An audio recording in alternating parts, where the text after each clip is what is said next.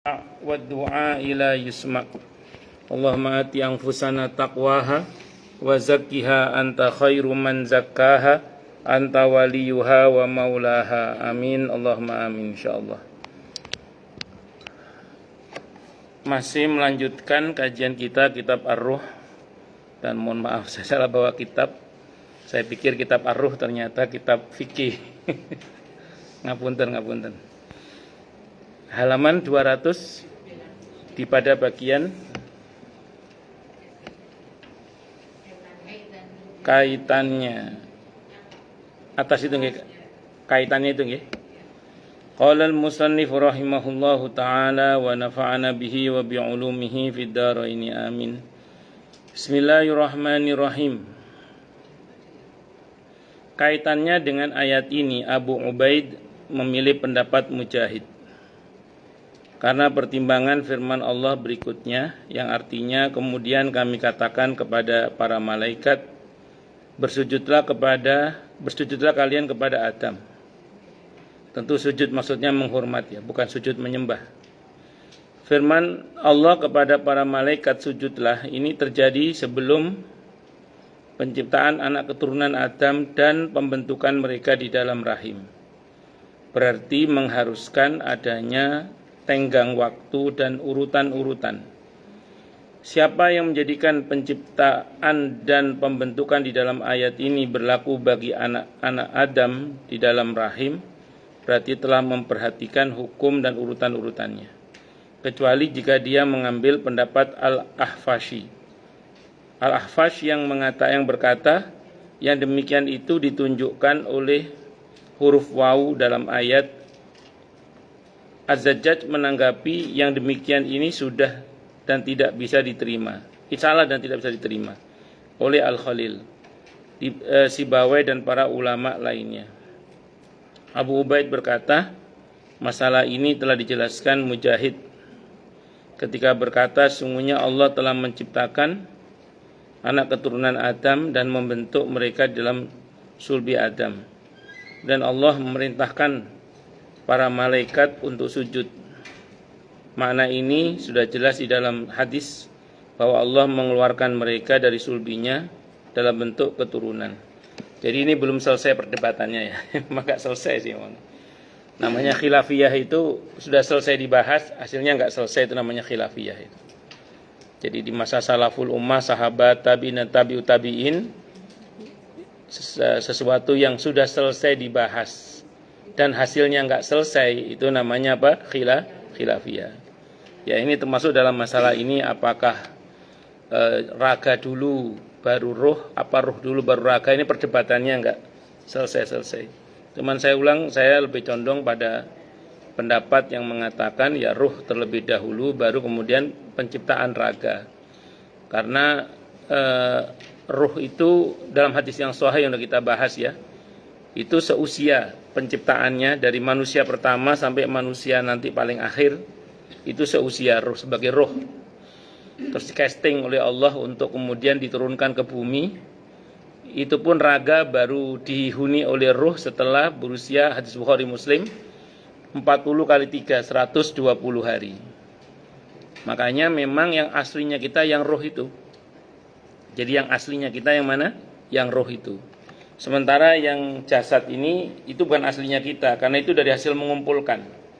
Kalau roh kan tidak dari hasil mengumpulkan, sementara kalau jasad itu dari hasil mengumpulkan.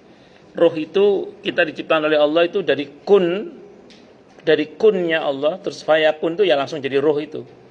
Jadi enggak pakai proses mengumpulkan, beda dengan badan ini. Kalau badan ini dari hasil mengumpulkan, dari ongol-ongol, jengkol, apalagi. Di Jawa Timur enggak ada jengkol sih, saya jarang ada jengkol di Jawa Timur. Toge, mendol, jemblem. Sehingga kan singkong itu kan bisa jadi mendol, jemblem. Ya, nama Bu? Kalau sini misro, nah combro, ya. Allahu Akbar.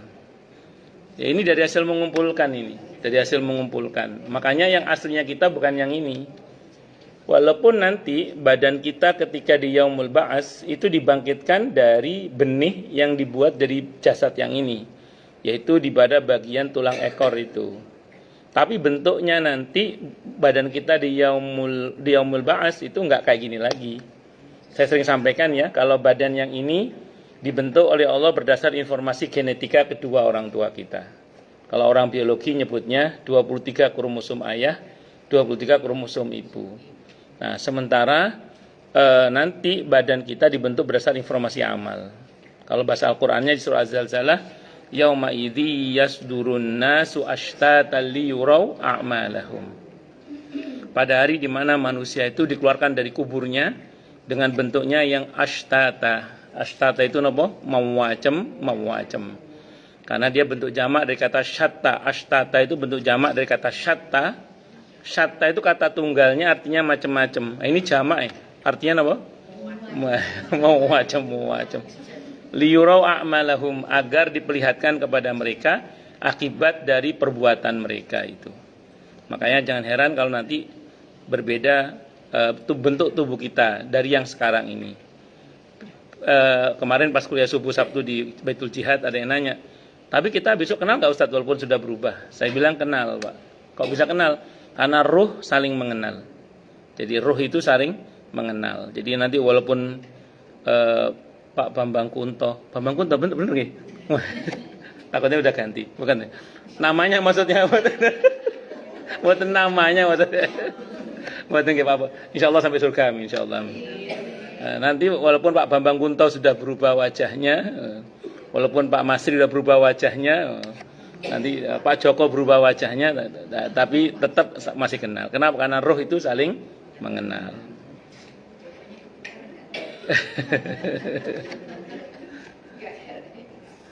Oh lanjut. Ya Pak Jokonya Burani maupun Pak Jokonya Putu Turi Handayani. Oh lanjut. Kami katakan Al-Quran saling menafsiri antara sebagian dengan sebagian yang lain. Kalau tafsir bil maksur itu ayat dengan ayat, ayat dengan hadis, ayat dengan perkataan para sahabat. Itu namanya tafsir bil maksur. Itu tafsir Ibnu Katsir contohnya. Salah satu contohnya maksud saya, bukan contohnya, salah satu contohnya. Ada nanti tafsir itu yang pendekatannya pendekatan bahasa. Seperti tafsir Ar-Razi misalnya. Tafsir Ar-Razi itu pendekatannya pendekatan bahasa. Tapi bukan berarti mengabaikan ayat, mengabaikan hadis, enggak, tetap dipakai ayat dan hadis. Cuman pendekatannya bahasa. Nanti itu namanya tafsir bir-ra'i namanya. Tapi bukan ra'i sembarangan ya. Tafsir yang menggunakan analisa-analisa ilmu, bukan menggunakan nafsu. Karena yang Nabi kecam itu kalau kita menafsirkan berdasarkan nafsu ya, maksudnya pendapat yang berdasarkan pada nafsu atau kebodohan, itu seperti itu. Nah terus kemudian ada tafsir itu yang sifatnya seperti menguntai mutiara, kalung mutiara. Jadi antara ayat dengan ayat itu saling dikait-kaitkan sehingga menjadi satu untaian yang sangat indah.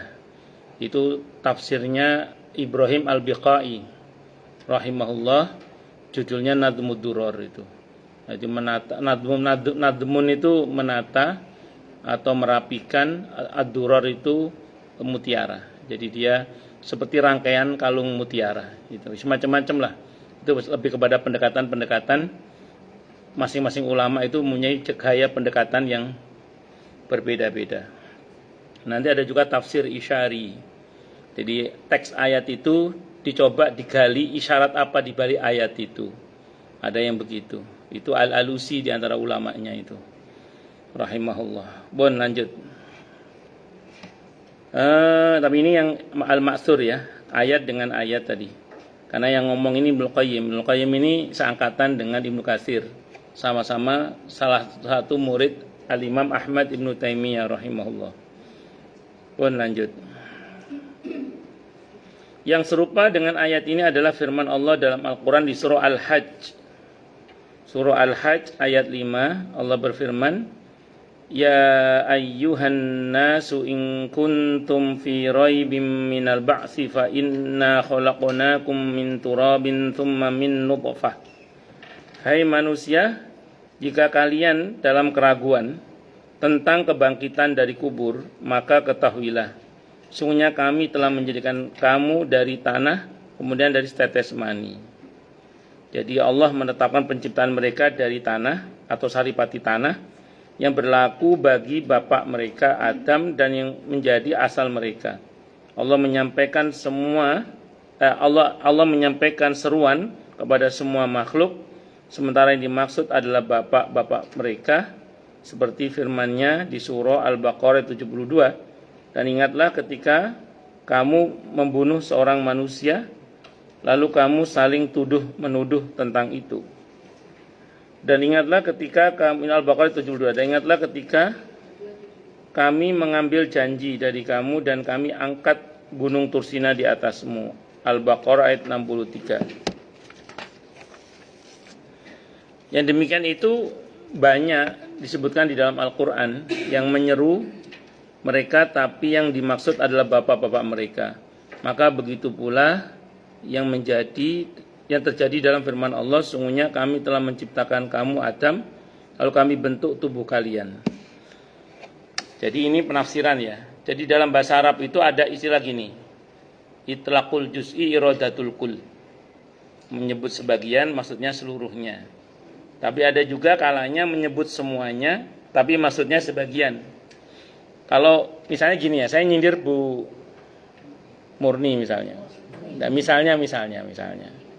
Tapi supaya Bu Murni itu tidak menohok ke Bu Murni, saya ngomongnya ke semuanya. Ibu-ibu, kalau kerja itu mbok yang bener gitu loh. Jadi saya gitu misalnya ini misalnya. Iya. Enggak, Bu. Padahal saya itu misalnya nyindir apa? Nah, ini contoh aja misalnya, masa ada karyawan konveksi misalnya. Jadi saya enggak langsung ke Bu Murni, tapi saya ngomong ke ibu-ibu. Padahal maksud saya itu Bu Murni yang saya tuju. Itu namanya menyebut seluruhnya, maksudnya sebagian. Itu dalam bahasa Arab ada. Ya, untuk tahu itu memang kita mesti belajar balaghah. Nah, namun yang harus kita catat dengan baik adalah bahwa seruan-seruan seperti ini kan kita tidak tahu kecuali kita belajar bahasa Arab kan. Nah, ini para ulama yang menerangkan itu. Jadi walaupun istilahnya pada kalian pada ayat itu, tapi ini maksud adalah tetap Nabi Adam alaihissalam. Jadi bukan keseluruhan makhluk. Berarti kalau kita lihat urutannya ya berarti Nabi Adam memang diciptakan terlebih dahulu, baru kemudian keturunan-keturunannya. Tapi tetap problemnya nanti ya terus ruh dulu apa jasad dulu. Kalau saya ulang ya, kalau saya pribadi lebih condong kepada ruh dulu, baru apa? Jasad. Nah, itu seperti itu.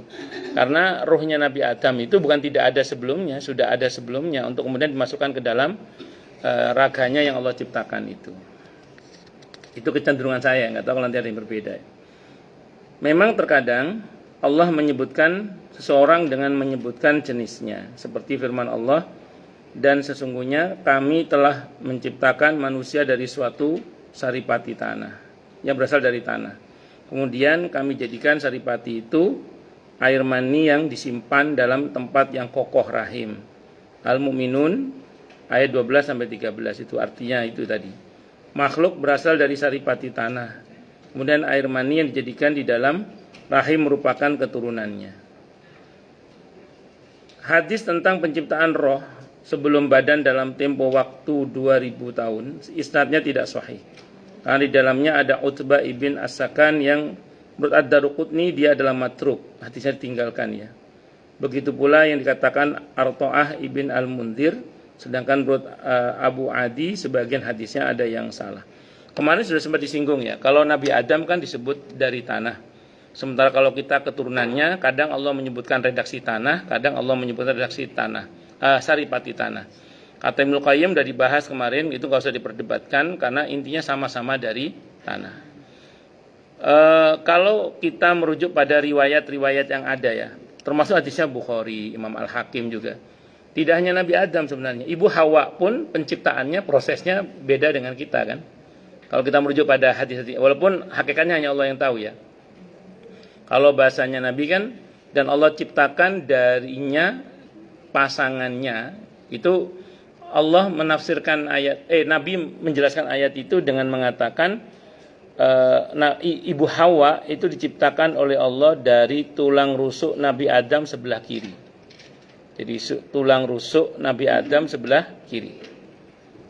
Makanya Nabi berpesan jangan dituruti semua maunya wanita itu karena rusuk itu bengkok, kata Nabi. Ini saya menggabung beberapa riwayat dengan mafhum riwayat ya. Dan rusuk itu yang paling bengkok ujungnya. Tapi Nabi berpesan, intuqimha tuksirha. Tapi kalau kamu berusaha untuk meluruskannya langsung, patah nanti. Pesan Nabi apa? Fadariha ta'ish biha. Bersikap lemah lembutlah kamu pada wanita itu, maka kamu akan bisa hidup bahagia bersamanya. Maka kata para ulama, tidak ada cara yang paling efektif dalam mendidik wanita kecuali dengan kelemah lembutan. Dengan kelemah lembutan. Itu kafadariha ta'ish biha, itu dengan lemah lembut. Tidak hanya kasih sayang tapi dengan lemah lembut. Makanya kan saya nggak tahu ya, saya kan laki-laki. Jadi saya nggak tahu kalau perempuan betul apa tidak, katanya ya. Dan saya nggak tahu betul apa nggak, katanya kalau ada seorang yang menasihati kita, menegur kita dengan kelemah lembutan, itu bahkan nasihatnya tidak bisa dipahami pun itu sudah merupakan solusi. Apa betul ya? Misalnya ada orang menasihati kita dengan kelemah lembutan. Kadang nasihatnya nggak bisa dipahami maksudnya apa. Artinya gini, lembut sendiri itu sudah merupakan solusi sebelum isi dari nasihat itu sendiri. Betul nggak Bu Murni? Pak Edi memang nggak lembut sama Ibu. Sekarang lembut. Ada yang mengatakan begitu.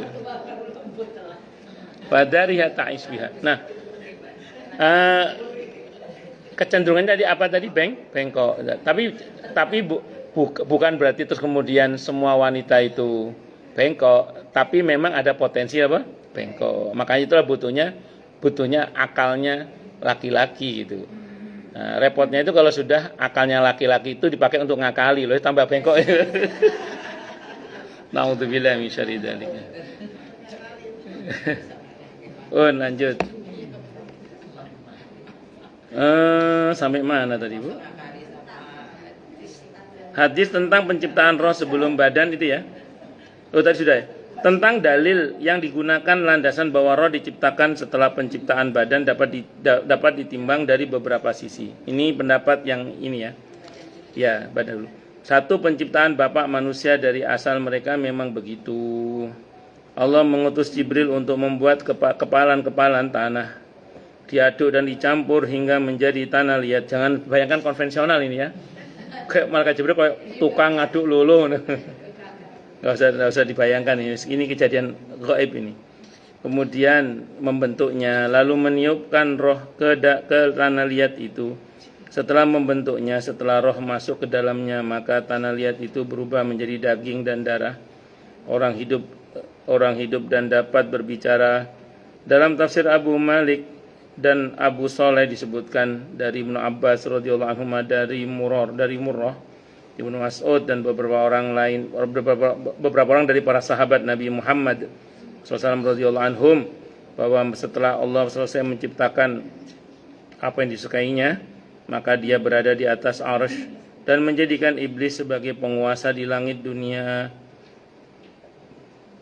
Para penjaga sebelumnya dari kalangan malaikat disebut jin.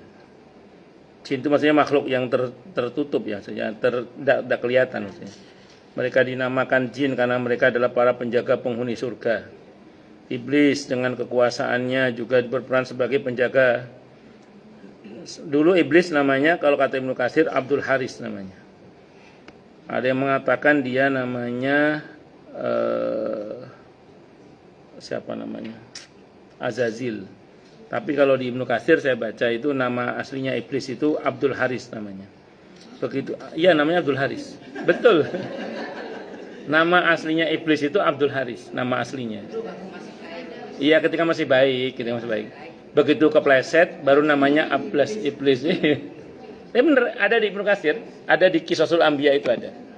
Jadi nama aslinya iblis itu adalah siapa? Abdul Haris. Iya, bukan cuma malaikat, gurunya para malaikat.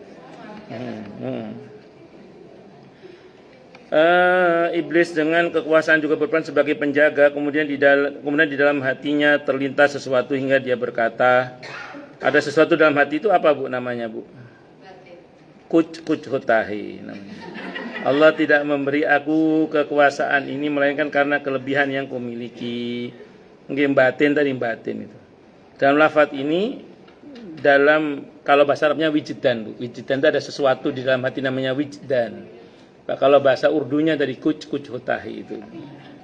Dalam lafaz lain disebutkan karena keistimewaan yang kumiliki daripada yang dimiliki para malaikat. Karena iblis memiliki kesombongan di dalam dirinya dan hal itu diketahui Allah, maka Allah berfirman kepada para malaikat, sesungguhnya aku hendak menjadikan seorang khalifah di muka bumi. Iblis termasuk, kan dia minal jin ya, dari kalangan jin. Ada yang mengatakan dia malaikat tapi berbahan dasar api, jadi bukan nur cahaya. Karena ada ulama yang berpendapat malaikat itu ada yang terbuat dari api ya. Iblis ini termasuk yang terbuat dari api. Tapi secara eksplisit Al-Quran menyebut iblis itu minal jin. Berarti kalau jin masih kena apa, Bu? Masih kena beban taklif diuji ya. Nah iblis belum mati. Karena belum mati maka dia masih diuji.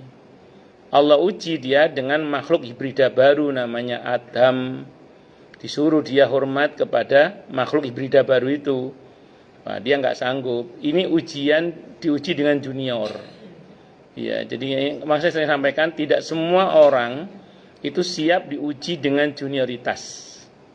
Tidak semua orang itu kuat diuji dengan senioritas.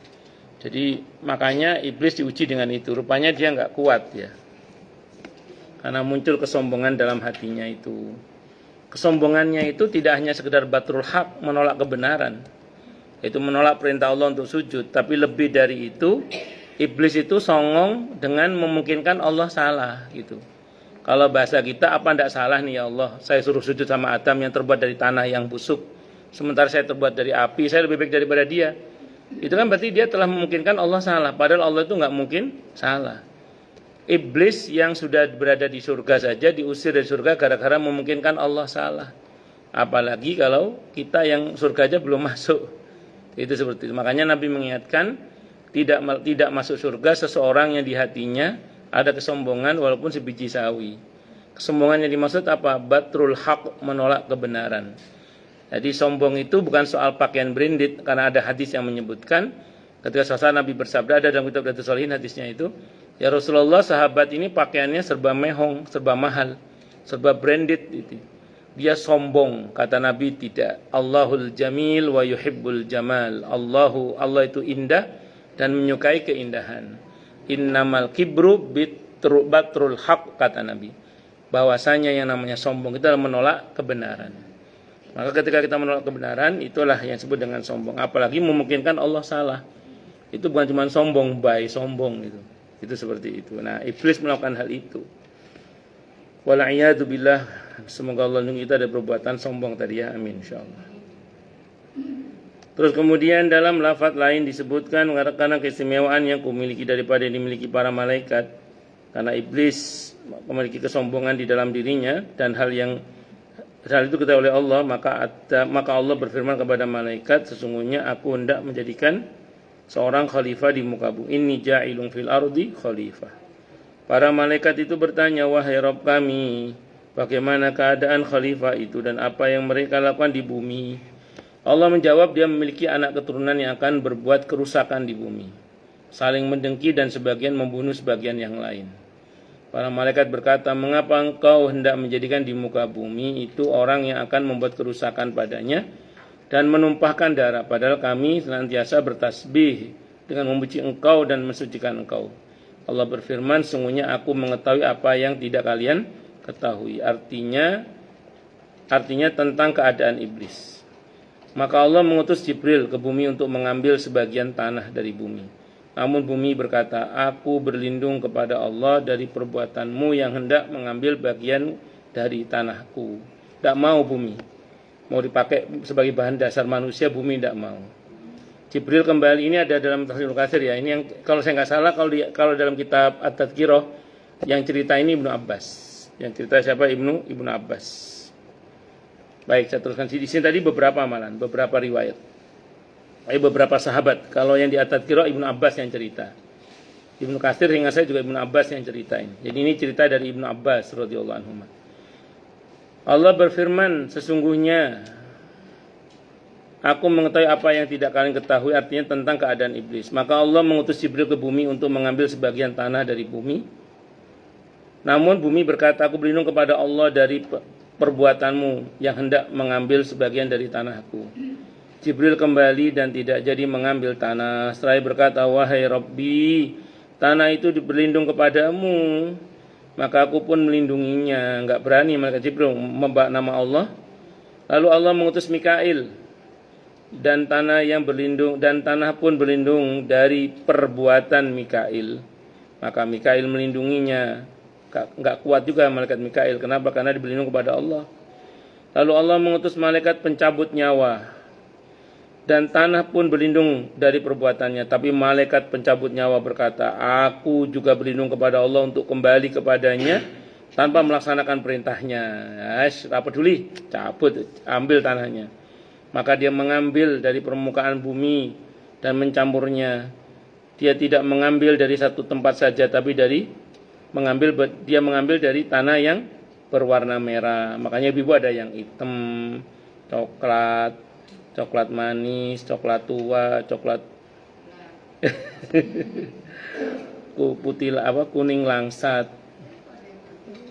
kuning pucet, hitam manis, macam-macam nggih. Semua punya estetikanya masing-masing. Ya kuasa Allah ya, bagi selera orang ya macam-macam. Ono sing gak seneng yang sing putih, ono sing seneng sing putih, ono sing was. Pada putih itu sapi. Putih dan hitam. Karena itu boton guyon. Masing-masing punya keindahannya sendiri-sendiri.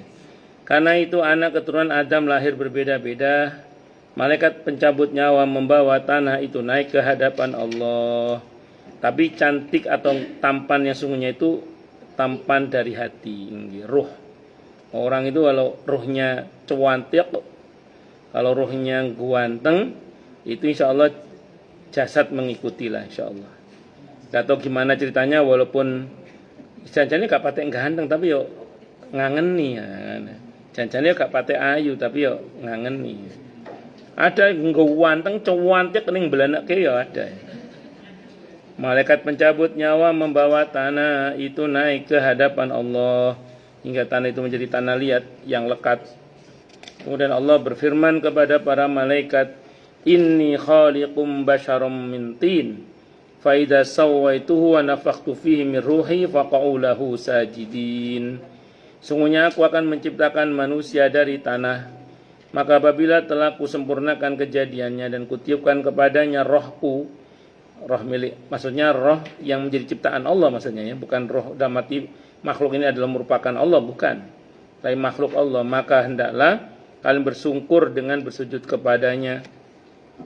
Allah menciptakan Adam dengan tangannya sendiri agar iblis tidak menyombongkan diri di hadapan Allah dengan mengatakan, engkau dapat menyombong daripada apa yang kuperbuat dengan tanganku, sehingga aku tidak dapat menyombong kepadanya. Allah menciptakan seorang manusia berupa jasad dari tanah selama 40 tahun. Maka malaikat lewat di dekatnya dan mereka pun kaget atas apa yang dilihatnya. Dan yang paling kaget adalah iblis. Dia melewatinya dan memukulnya. Jasad itu bersuara seperti suara tembikar yang terkena tanah kering. Itulah yang dimaksudkan dalam firman Allah yang artinya dia menciptakan manusia dari tanah kering seperti tembikar. Ar-Rahman ayat 4. Allah berfirman, aku menciptakan karena untuk suatu urusan. Lalu Allah berfirman kepada para malaikat, janganlah kalian takut kepada orang ini, karena Rabb kalian adalah tempat meminta segala sesuatu, dan orang ini sesuatu yang berongga. Jika kamu menguasainya, maka dia akan binasa. Ketika tiba waktunya dikehendaki Allah untuk meniupkan roh di dalam jasad itu, maka dia berfirman kepada para malaikat, jika aku sudah meniupkan rohku di dalamnya, adalah kalian bersujud kepadanya. Ini ujian ya. Ketika Allah sudah meniupkan roh di dalamnya dan roh itu masuk di dalam kepalanya, maka dia bersin. Para malaikat berkata kepadanya, Adam, ucapkanlah alhamdulillah. Maka dia mengucapkan alhamdulillah. Allah berfirman kepadanya, semoga Rabbmu merahmatimu. Alhamdulillah, jawabannya apa? Yarhamukallah. Itu cuplikan dialog awal mula penciptaan manusia. Ketika roh masuk ke dalam matanya, maka dia melihat buah-buahan surga. Ketika roh masuk ke dalam tubuhnya, maka dia menghendaki makanan. Sementara sebelum roh sampai ke dalam kaki, kedua kakinya, setelah roh sampai ke kedua kaki, dia buru-buru menghampiri buah-buahan surga. Karena itulah Allah berfirman, manusia itu dijadikan tabiatnya tergesa-gesa. Manusia itu ajula. Ajul itu tergesa-gesa, terburu-buru. Itu sifat manusia itu. Halu'a, jazu'a, manu'a itu sifat manusia itu.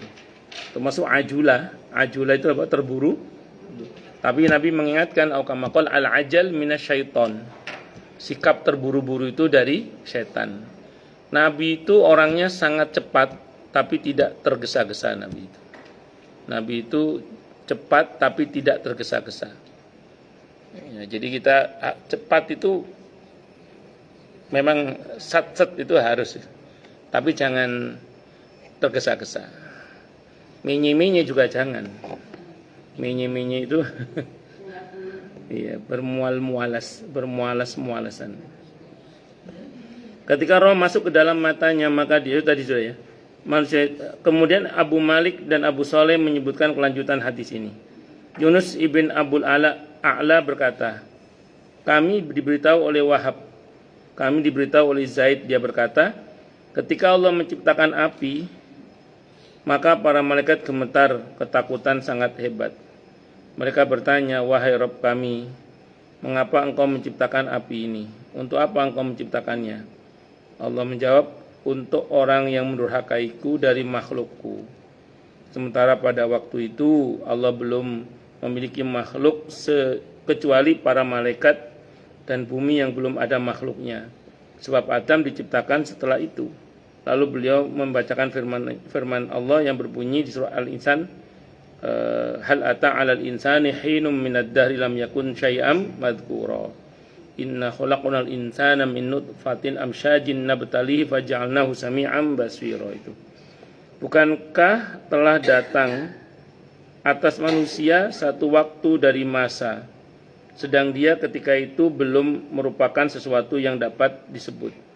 Tapi ini riwayatnya versi ini ya. Kalau saya baca dalam tafsir Ibnu Katsir, ini pentingnya kita banyak baca ya. Bumi itu sudah ada penghuninya sebenarnya. Khalifahnya sudah ada. Siapa? Banul Jan. Kalau kata Ibnu Katsir gitu, Banul Jan. Jadi sebelum Bani Adam, bumi itu diisi oleh Banul Jan. Ya, anak cucunya jin. Cuman karena mereka berbuat kerusakan, maka Allah usir dia ke dimensi lain. Dalam satu riwayat diusir ke daerah-daerah laut. Makanya kerajaan-kerajaan jin itu adanya di laut itu. Nah, ada yang mengatakan tadi diusir ke dimensi yang lain.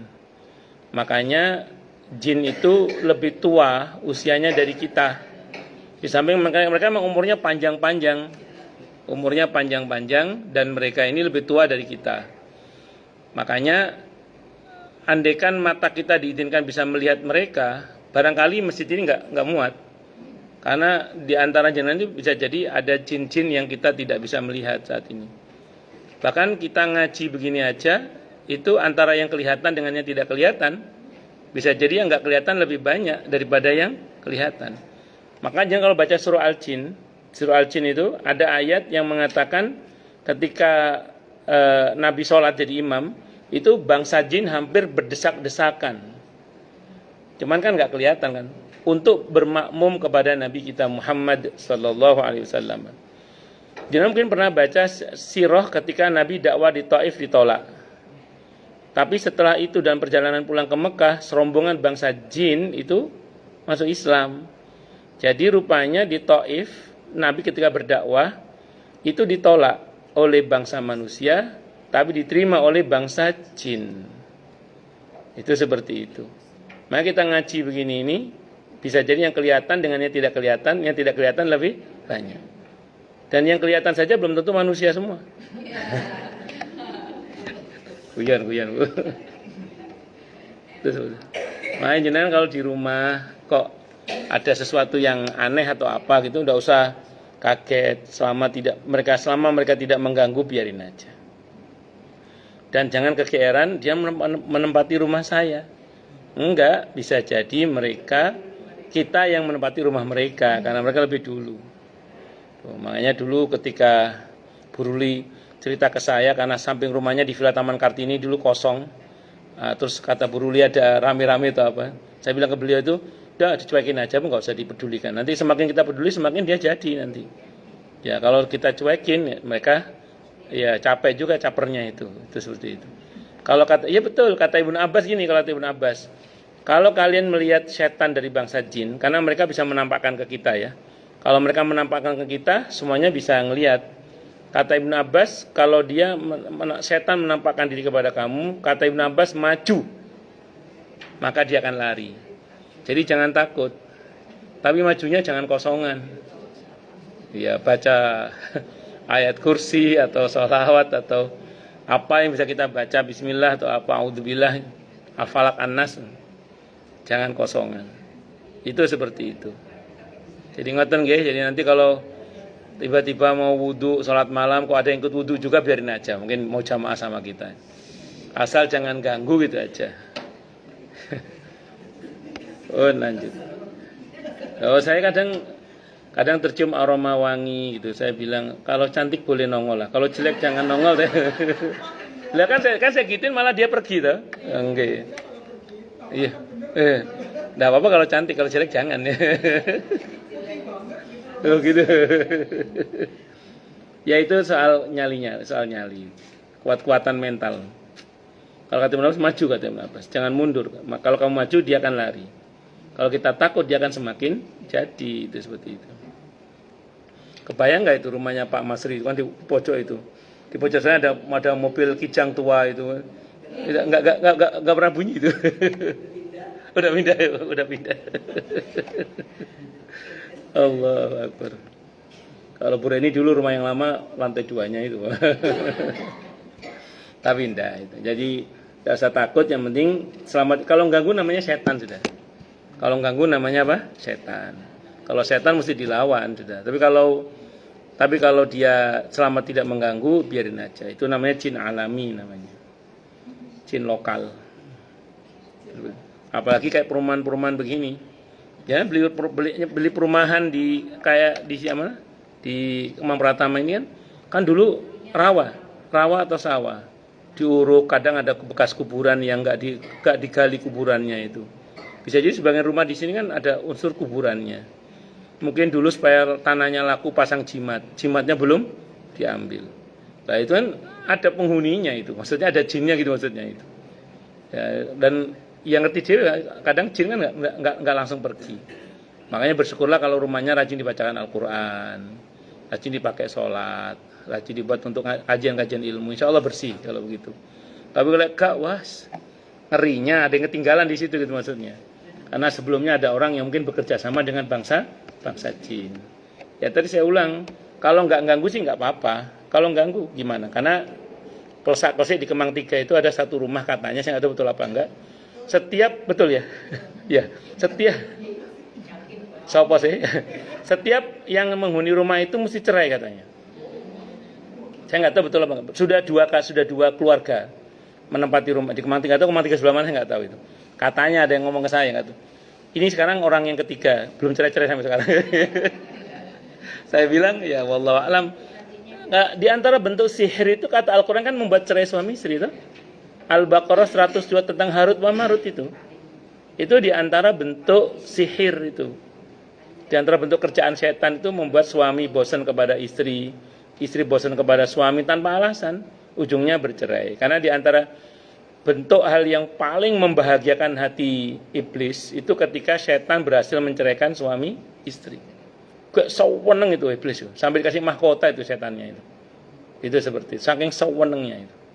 Nah, jadi kalau misalnya ada yang begitu ya wajar saja. Nah, di saat banyak rumah yang kayak gitu, ada sebagian kawan ustadz itu yang sengaja cari rumah yang angker. Pertama murah, Yang kedua ya karena mungkin karena Ustadz kan insya Allah dihidupkan amalan-amalan itu. Tapi kadang ya gitu, Ustadznya kuat, anaknya nggak kuat kadang. Makanya harus bersinergi, saling, harus saling. Itu seperti itu. Ini fenomena-fenomena gaib ya yang Al-Quran mengisyaratkan hal itu dan As-Sunnah juga mengisyaratkan hal itu. Yang penting adalah satu, tidak usah takut, ya, mendekat dan merapat kepada Allah selama tidak mengganggu ya biarin saja. Kalau mengganggu baru kita sikapi. Ngerti nggih? Oh, lanjut. Kemudian ada yang nanya ke saya soalnya. Saya itu Ustadz masak itu langsung basi, masak langsung basi. Belum lama ini ada zaman nanya ke saya. Terus ada banyak binatang yang enggak sewajarnya gitu. Apa rumah saya kena sihir Ustadz? Saya jawab mungkin, saya bilang gitu. Saya kan bukan ahlinya ya, saya jawab mungkin saya bilang. Karena ada gejala yang tidak sehat kan. Masa baru masak. Kalau satu lagi jamaah saya itu dia jual siomay. Bumbunya masih panas di rumah, perjalanan ke tempat jualan itu paling cuma 10 menit. Sampai tempat jualan sudah busuk. Itu. Ada jamaah saya, dua orang lah yang terbaru ini yang rumah tadi itu. Apakah rumah saya disihir? Saya jawab mungkin. Saya jawab mungkin. Terus solusinya? Ya diruqyah, saya bilang gitu. Terus saya sarankan ruqyah sendiri. Karena kalau mengandalkan orang nanti ada ketergantungan. Jadi mending mandiri. Jadi riyadhah sendiri. Ya, dimohon pada Allah dan seterusnya. Saya bilang gitu. Allahu Akbar. Boleh monggo. Satu rumah ada banyak kamar yang tidak dihuni, artinya penghuninya cuma dikit. Nah itu kan untuk dibacakan itu di satu tempat aja, di satu kamar aja, atau di sana itu supaya semua rata lah ya. Nggih. Secara umum di satu rumah itu cukup sebenarnya ya. Cuman makan lebih baik kalau setiap rumah itu ya, setiap kamar itu dibacakan. Paling enggak sesekali dipakai untuk sholat sunnah. Kalau ibu kan bisa sholat fardu juga di dalamnya sesekali. Jadi dibacakan Al-Quran juga di dalamnya sesekali. Kalau secara umum di rumah itu sih sudah melindungi insya Allah. Cuman kan akan lebih baik kalau masing-masing bagian itu disamping untuk jadi saksi nanti di akhirat. Itu seperti itu. Wallahu a'lam bishawab. Itu sarannya sih gitu. Oke, gitu. Secara umum sih di rumah itu sudah cukup. Kecuali ibu merasa kesulitan untuk naik ke atas, itu ya beda bab. Terus kemudian beliau bersabda lagi, mana Bu? Mana sekarang Bu? Umar bin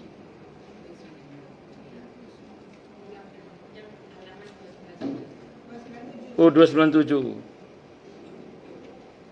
Umar bin Al-Khattab radhiyallahu anhu bertanya, "Wahai Rasulullah, bagaimana waktu itu?"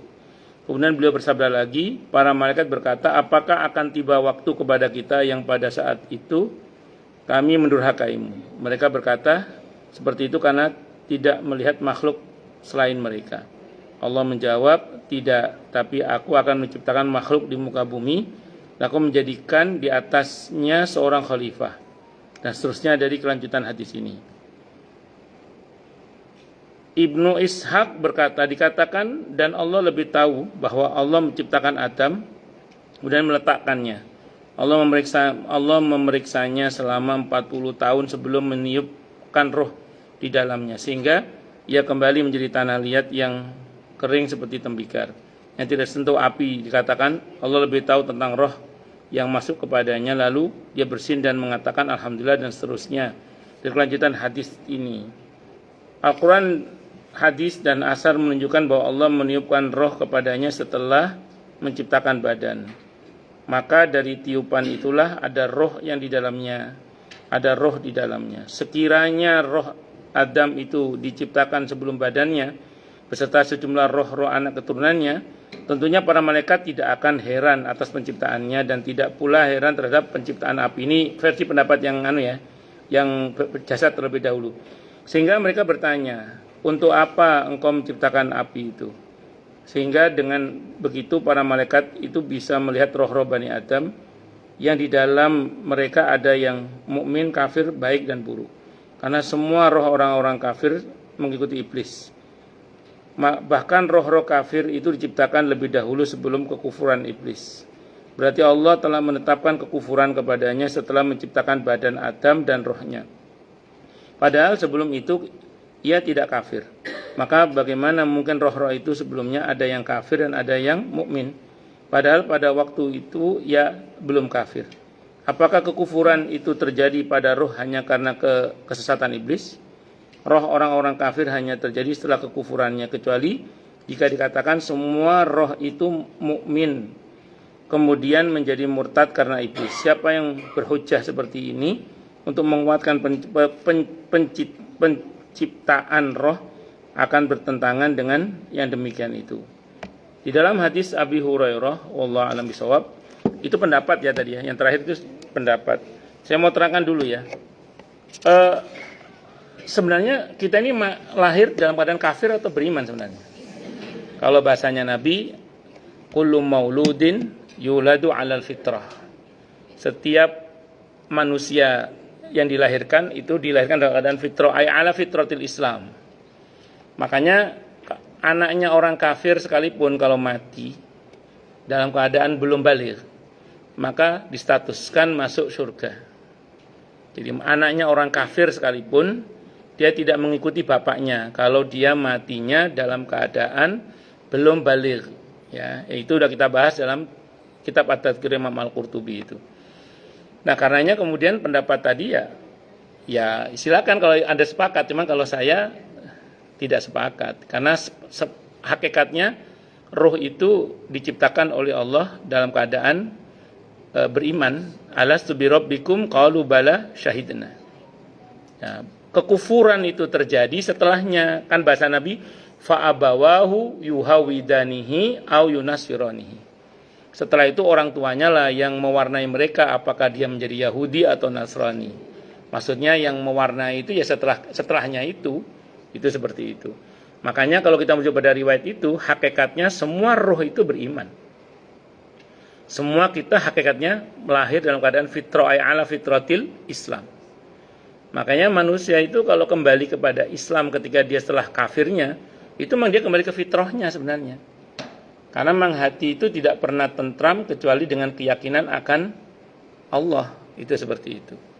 Nah, ini berbeda dengan ketika dia meyakini selain Allah sebagai ilahnya.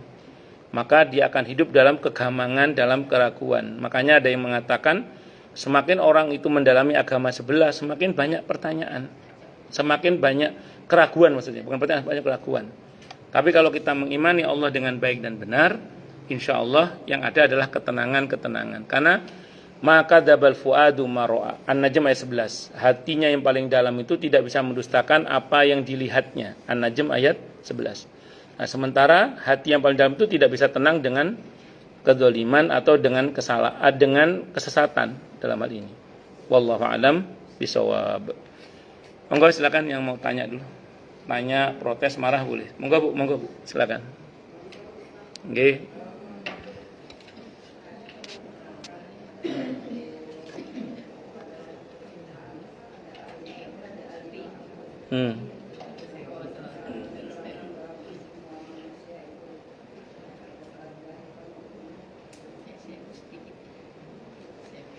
Betul, itu yang saya juga jawab saat itu ke Ibu kan.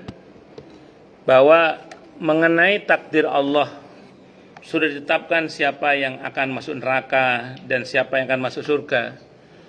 Itu urusan hak mutlaknya Allah ya. Itu urusannya Allah lah. Urusan kita, fokus kita adalah tugas kita dari Allah apa itu. Makanya kalau kita ngomong takdir harus dari dua sisi. Sisi Allahnya kepada kita, sisi kitanya kepada Allah. Sisi Allahnya kepada kita itu hak mutlaknya Allah, bukan urusan kita, termasuk rahasia takdir kita apakah masuk surga atau masuk neraka itu suka-suka Allah lah. Kita ini hamba Allah. Kalau bahasanya Nabi Isa di Al-Quran itu apa? In tu'adzibhum fa innahum ibaduk wa in taghfir lahum fa innaka antal azizul hakim. Kalau engkau berkenan mengadab mereka ya Allah, ya mereka hambamu, suka-suka panjenengan. Tapi jika engkau mengampuni mereka, sungguh engkau adalah zat yang maha mulia lagi maha bijaksana. Nah, jadi itu urusan Allah dan kita harus yakin Bu ya, bahwa Allah itu nggak mungkin zalim kepada hamba-hambanya. Modal kita adalah dengan takdir Allah itu husnudzon, Bu. Kenapa Nabi Ayub bisa bersabar dalam perut ikan itu? Karena beliau berbaik sangka kepada Allah. Nabi Yunus. Berarti Ibu mendengarkan ya. Berarti kenapa Nabi Yunus kok bisa sabar dalam perut ikan? Karena beliau berhusnudzon, berbaik sangka kepada Allah. Kenapa Nabi Ayub sabar dalam sakitnya? Karena beliau berhusnudzon, baik sangka kepada Allah. Kenapa Nabi Ibrahim bersabar saat beliau dibakar di api? Karena beliau berbaik sangka kepada Allah. Semua para nabi itu bersabar, modal dasarnya husnudzon, baik sangka kepada Allah. Dan semua kita bisa baca dalam Al-Quran, semua yang berhusnudzon, berbaik sangka kepada Allah, ujungnya pasti baik. Karena ana inda dzanni abdi bi. Maka terkait takdir Allah kepada kita, Bu, modal kita husnudzon. Udah baik sangka aja sama Allah. Nah, sekarang tugas kita, Bu. Tugas kita dari Allah apa? Oh, Allah suruh kita untuk belajar agama ini. Allah suruh kita berdoa. Allah suruh kita punya pergaulan yang baik. Supaya kita ini, iman Islam kita dijaga oleh Allah. Loh, berarti kasihan dong Ustaz orang-orang yang tidak beriman itu. Kita harus kasihan, Bu. Karena kasihan maka doakan.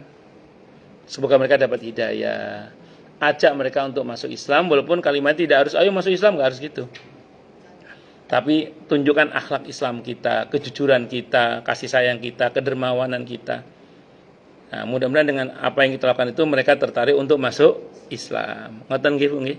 Jadi kita jenengan saya enggak usah fokus pada urusan Allah, itu pun hak mutlak Allah. Yang penting kita jenengan saya termasuk saya fokus saja pada perintah Allah untuk kita apa. Ingat modal dasar kita kepada Allah husnudzon, baik sangka kepada Allah. Ngoten nggih, Bu nggih.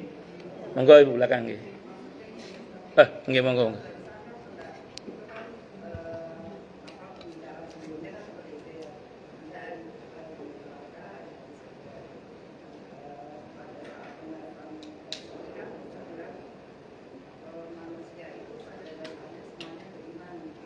Ya. Oh, jadi orang beriman bisa masuk neraka enggak, Bu? Bisa. Tapi kan jadi orang beriman pun bisa masuk neraka, bisa. Cuman kan tidak selamanya. Yang selamanya itu kan yang kafir itu. Ngoten nggih? Itu kaitannya di situ kalau gitu. Ngoten nggih, Bu nggih?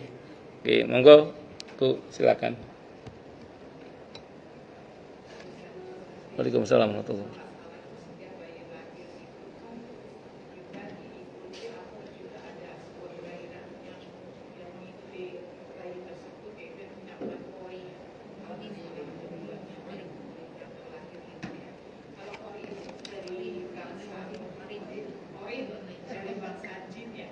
Terus Bu, terus.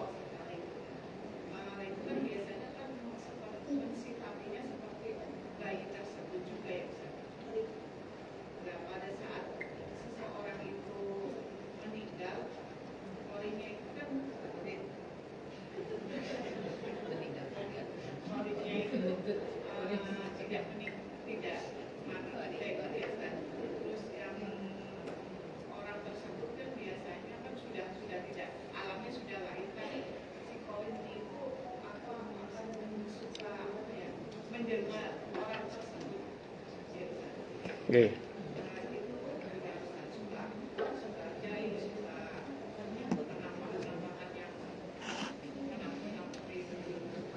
Baik.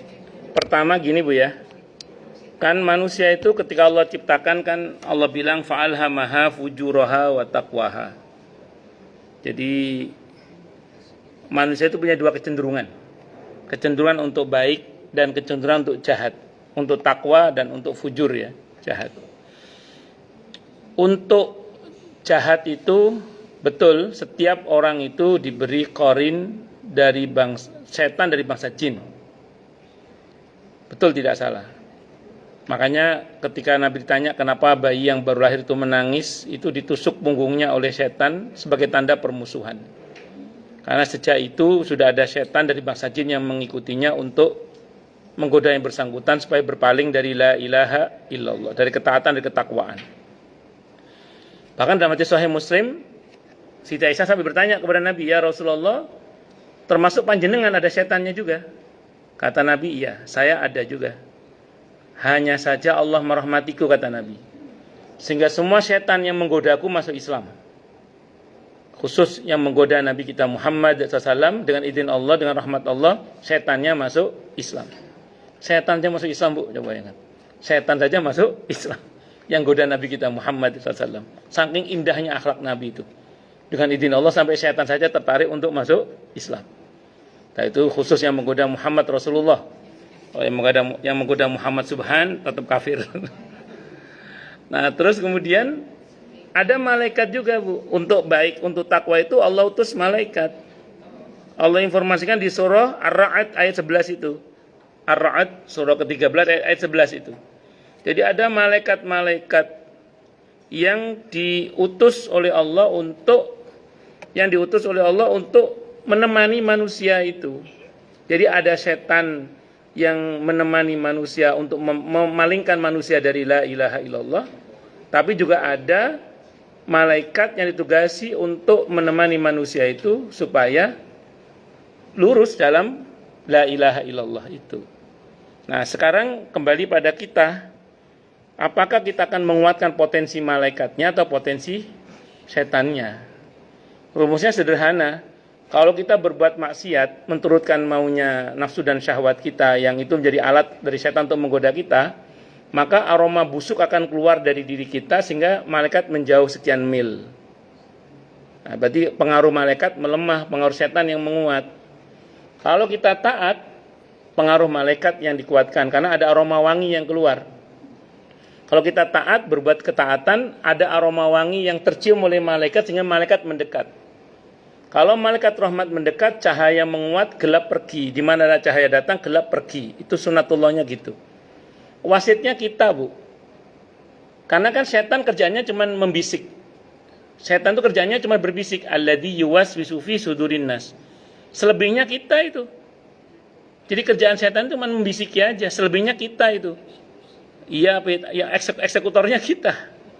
Itu seperti itu. Makanya kita harus banyak berlindung kepada Allah. Dan jangan lupa la haula wala quwata illa billah.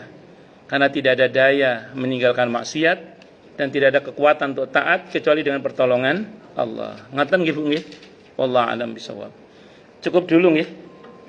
Berarti saya insyaallah 2 Senin izin nggih. Umroh. Insyaallah. Gratisan Bu, gratisan. Nggih. Senin nggih, saya berangkat itu tanggal 11 insyaallah. Tanggal 11 sampai tanggal 21. Tanggal 11 sampai tanggal 21 umroh insya Allah. Jadi 2 Senin berarti nggih izin. Kita tutup dengan hamdalah. Alhamdulillahirabbil alamin. Semoga kajian kita bisa bermanfaat, mubarakah fi dini wa dunya wal akhirah untuk kita, keluarga kita dan seluruh umat Islam semuanya.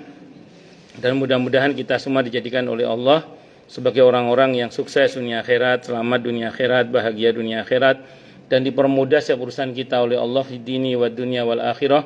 Semoga Allah limpahkan hidayah selalu untuk kita, semoga Allah tingkatkan selalu hidayah untuk kita, dan semoga Allah berikan hidayah untuk siapapun yang melihat kita. Subhanakallahumma bihamdika asyhadu an la ilaha illa anta astaghfiruka wa atubu ilaik. Sallallahu alaihi Muhammad wa ala alihi washabihi wasallam. Saya mohon maaf. Assalamualaikum warahmatullahi wabarakatuh.